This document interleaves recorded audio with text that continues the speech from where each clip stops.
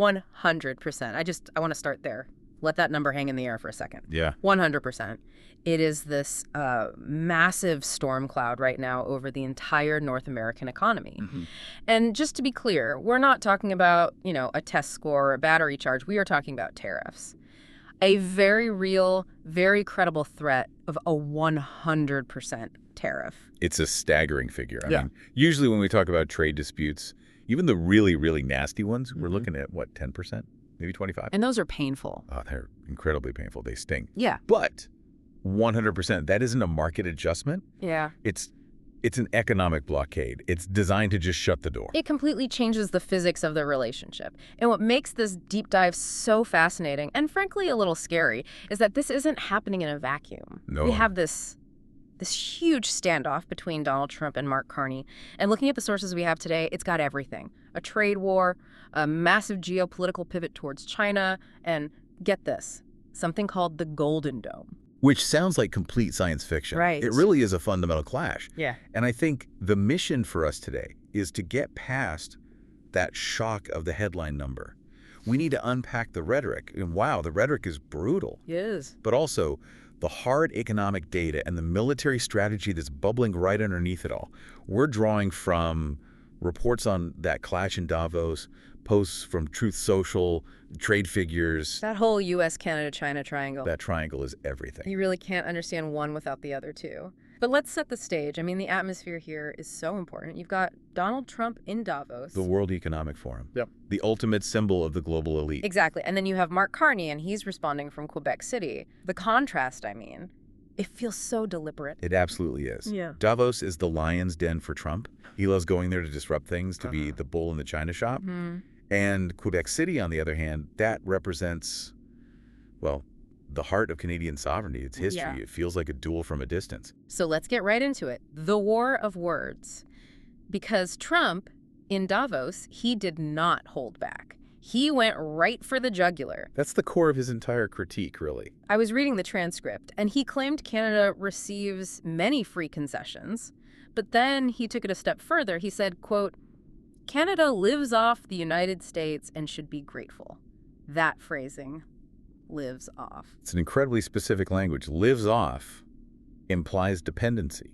It reframes the relationship not as a partnership between two sovereign nations, but, well, like a parent and a child who won't move out. It's a parasitic framing. Exactly. Yeah. He's basically saying your standard of living, your stability, it all exists because I allow it to, because I buy your goods and pay for your defense. And he made it personal. It wasn't just Canada as a country. He called out Mark Carney directly. He said, remember that, Mark, next time you make your statements. That is a classic Trump move. It's about personal loyalty. By naming Carney, he's turning a geopolitical conflict into a personal one. He's putting him on notice. I'm watching you.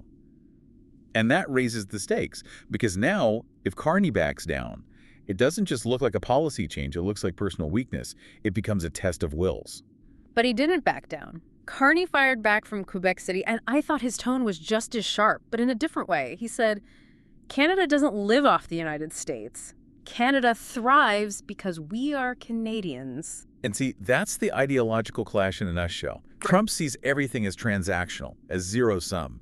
If you're winning, I must be losing. Carney is asserting intrinsic value. He's saying, no, our success comes from us, from our own people, our own institutions. He's completely rejecting the premise that Canada is a satellite state. It's like they're looking at the same map and seeing completely different countries. But, sticks and stones, right? Rhetoric is one thing. The problem is Trump has a very, very big stick. And that brings us to the economic stakes. This is where it stops being a spat and starts becoming a potential crisis. What numbers game? The numbers game.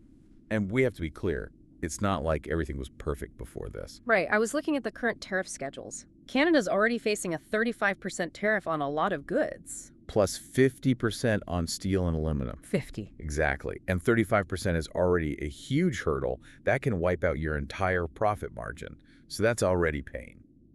So when he threatens 100%, this isn't just turning up the dial. It's a completely different kind of weapon. It's the nuclear option. If you slap a 100% tariff on a product, you are pricing it out of the market completely. It's not for sale anymore. It's not for sale. An American company just can't buy a Canadian part if it costs double. You don't slow trade down.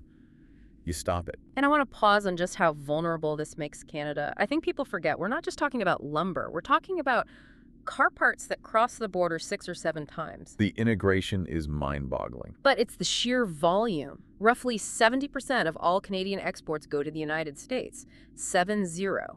That is the textbook definition of single point of failure risk.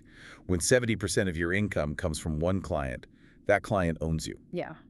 If they decide to stop buying, your economy doesn't just slow down, it collapses. It's a massive leverage disparity. So the big question is, why? Why would Trump threaten to, blow up the economy of a neighbor and a huge customer? It feels like mutually assured destruction. It does seem irrational until you look at that third corner of the triangle we mentioned. China. Yeah. The real catalyst for all this anger isn't just trade. It's Canada's pivot to China. This was all over his Truth Social posts. He sees Canada getting closer to China as a betrayal. He posted that Ottawa voted to do business with China, and then he used this phrase. He said, China will eat them up in the first year. Eat them up. It's so visceral. It paints Canada as this, naive little fish swimming towards a shark. And that language does two things. First, it plays into his worldview that China is a predator. He's saying, you think I'm tough, wait till you deal with them. Right, they'll devour you. But more importantly, it shows his frustration that a country under the U.S. security umbrella is doing business with America's main strategic rival. To him, that feels like duplicity. Which brings us to that pivot. Why is Canada doing this? If they know it makes the U.S. so angry and they're 70% dependent, why poke the bear? Well, paradoxically, they're poking the bear because they're so dependent on it. Carney looks at that 70% number and sees an existential threat. He sees the same vulnerability we're talking about. Exactly. He knows that as long as that number is 70%, Ottawa can never truly say no to Washington on anything important. So he wants to diversify away from the U.S. basket precisely because that basket is getting shaken so much. Precisely. If the U.S. is becoming more protectionist, Canada needs other markets to survive. And really, China's the only economy big enough to actually move the needle. You can't replace the U.S. with, Belgium. And they're already pretty deep in. I was looking at the numbers. China is Canada's second largest trading partner. Bilateral trade was, $118 billion in 2024? It's already substantial. But Carney wants to accelerate it. He set a specific target. Increase Canadian exports to China by 50% by 2030. Wow. That is a massive jump. He is sprinting towards diversification. But that seems like a huge contradiction. The whole logic is we need China so we aren't bullied by the U.S., but by moving toward China, you're triggering the U.S. to bully you even harder right now. It is a classic catch-22. You try to escape the trap, and the trap just clamps down harder. Carney's making a long-term bet. Trump is trying to make the short-term costs so high that Canada gives up before they can get there. He wants to kill the pivot in the crib. It's a good way to put it. It's like trying to break up with a controlling partner who controls your bank account, and they threaten to freeze it the second you even look at someone else. That is a disturbingly accurate analogy. For great power politics. Yeah. But this isn't just about trade balances in lumber. There's a whole other layer to this, a military one, that I think gets lost because the tariff numbers are so big. The Golden Dome. The Golden Dome. It shifts from economics to defense, but they're really two sides of the same coin. You can't separate them anymore. So what is this thing? It sounds like a Bond villain's lair. It's a proposed missile defense system, mostly based over Greenland and the Arctic. The idea is to build this shield that can intercept missiles, especially hypersonic ones, coming over the North Pole. Which is the shortest flight path from Russia or China. It's the front door. And from the U.S. perspective, that door is unlocked. And Trump's accusation is that Canada is opposing it. Yes, that they're dragging their feet, refusing to help pay. And for the U.S., that's a huge problem. You can't have a Golden Dome with a Canada-sized hole in it. The geography just doesn't work. But when you look at the details, the cost is, the numbers are all over the place. The gap is massive. The Trump administration's estimate was about $175 billion. Which is a ton of money, but for a continental shield against hypersonics, maybe you can sell that. Maybe. But then the Congressional Budget Office, the CBO, the nonpartisan number crunchers, they ran their own projections.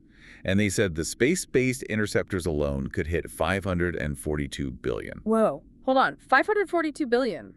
Just for the space part? Just for the space part. That's a difference of almost $400 billion. Why is it so big? It's usually about technological readiness. The administration is probably using best-case scenarios. The CBO is factoring in R&D, inevitable delays, and just how unbelievably hard it is to hit a hypersonic missile in space. It's like hitting a bullet with another bullet, except they're both moving at thousands of miles an hour. So if you're Canada, you're looking at that $500 billion number and thinking, is this real? Or is it just a massive money pit? And can we even afford our share? Remember, Canada is constantly getting grief from NATO for not hitting that 2% defense spending target. So in Trump's eyes, this is just one more example of Canada wanting the security but not wanting to help pay for it. And there's got to be a sovereignty angle, too. I mean, a U.S. missile shield over Canadian territory. Whose finger is on the button? Exactly. Who controls Canadian skies?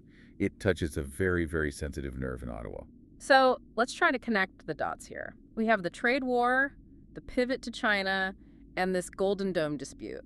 They feel like separate issues, but they're not, are they? Not at all. They're the same fight. It's all about alignment. The U.S. is demanding total alignment. It's an ultimatum. It is. Trump is essentially saying, if you want access to our market, which you need to survive, then you must align with our China policy, and you must align with our defense policy. You don't get to pick and choose. So the 100% tariff isn't really about steel. It's the stick. It's the weapon to force Canada into geopolitical compliance. Precisely. You can't look at the trade threat in isolation. It's the weapon of choice, because that's where the U.S. has maximum leverage. They can't directly stop Canada from trading with China, but they can control the U.S. border. So they squeeze the border to change the China policy. It's a high-stakes game of chess, but one player has way more pieces. And for Mark Carney, the challenge is immense. How do you stand up and say, Canada thrives because we are Canadians, when the math says you thrive because the U.S. buys 70% of your stuff? That's the conflict. It's rhetoric versus the reality of that balance sheet. And the reality is that true economic sovereignty is very, very difficult when you share a border with a superpower that feels its position is being challenged. So let's zoom out for a second. For you listening, maybe you don't live in Canada, maybe you're not in the import-export business. Why does any of this matter? Because this is a preview of what international relations are going to look like for the next decade. We are moving away from a world of sort of open free trade to a world of hardened blocks. You have to pick a side. You have to pick a side, the U.S. bloc or the China bloc. The middle ground is evaporating. Countries that try to straddle that line, like Canada is trying to do. Have your cake and eat it too. Exactly. They are going to get squeezed. It's the end of that era of globalization. That feels like a huge shift. It is. And every business, every investor needs to understand this. Politics is now driving economics. Supply chains are weapons. Tariffs are weapons. You can't just look at a company's financials anymore. You have to look at its geopolitical risk. Which brings us to our final thought. We always like to leave you with a question to chew on. And in this situation, it really raises a profound one about the nature of independence today. Yeah, think about this. If a country like Canada tries to diversify its economy to be less dependent on its superpower neighbor, but that neighbor sees the very act of diversifying as a betrayal worthy of economic destruction. Then is true economic sovereignty even possible for a smaller nation? Or is it just an illusion, something that only exists as long as the superpower lets it? Oof. It's a heavy question. It is. Can you really be your own boss if your biggest client can fire you and bankrupt you on a whim? It's a question Canada's answering in real time. And the answer is going to shape the global economy for all of us. And we will definitely be watching to see how they answer it. That wraps up this deep dive. A huge thank you for listening. We hope this helped clear up some of the headlines. Indeed. Keep questioning the numbers. And we'll catch you on the next deep dive.